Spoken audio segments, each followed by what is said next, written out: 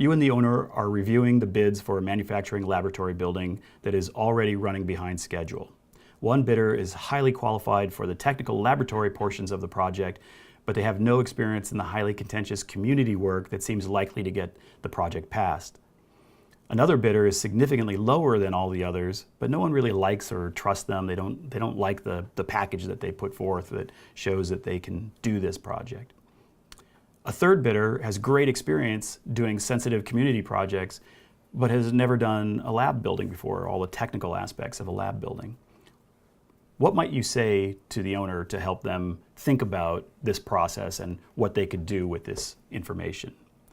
So A, we have suggest a loose relationship with the firm that has good community reputation hourly, but actually choose the one that has the lab experience because that is the hard part.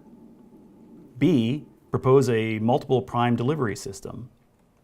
C, rebid the drawing set to find a GC firm that actually meets the needs of the owner. D, it does not matter, you have to use the lowest bid.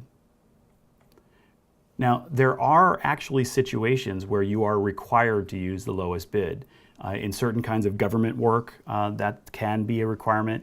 Most of the time these days, because there's been some spectacular disasters over the years where people didn't understand what they were actually bidding on and ended up bankrupting their own companies and projects went haywire.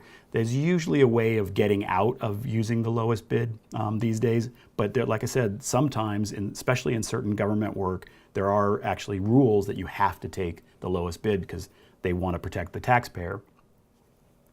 But it doesn't actually say that it's government work, and so you shouldn't assume that.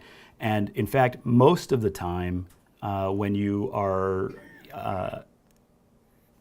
going through a bid process, if you're not in one of those situations, one of those specific situations that are ruled by legal understanding, so government work would be the main one, the owner can actually choose any bidder they want. They can decide not to choose a bidder. They can do whatever they want. They're the owners, their project. They can make whatever decision that they want.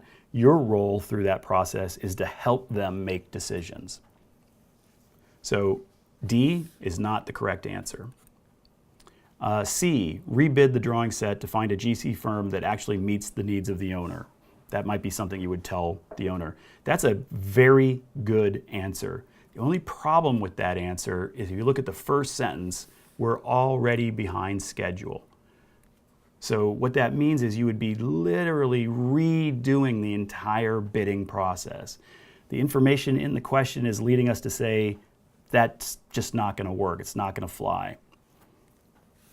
So while close, I'm going to say C doesn't quite work, even though it's probably the best idea overall if you weren't behind schedule.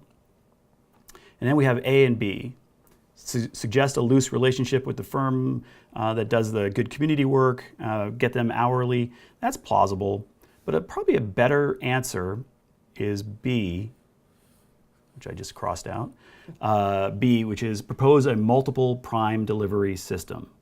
So this is a project delivery system where you have more than one, essentially GC. So instead of having one full GC that oversees the whole project, you actually have multiple GCs. You wouldn't call them GCs, you'd call them prime contractors, but they're essentially individual GCs, and they have certain sets of responsibilities. And so in this case, probably what you would do is have the shell and core of the building done by the team that is good at doing work that fits in well with the community and kind of can get all that stuff passed. And then you'd have the other firm do all the technical work for the laboratory because that's what they're really good at. This is something that happens all the time on university projects, on big scale projects, on technical things that like highly technical manufacturing. There's all sorts of times when you actually separate out different aspects of the project in order to get the best out of each of the individual, in this case, contractors. It might be the same exact conversation with architects.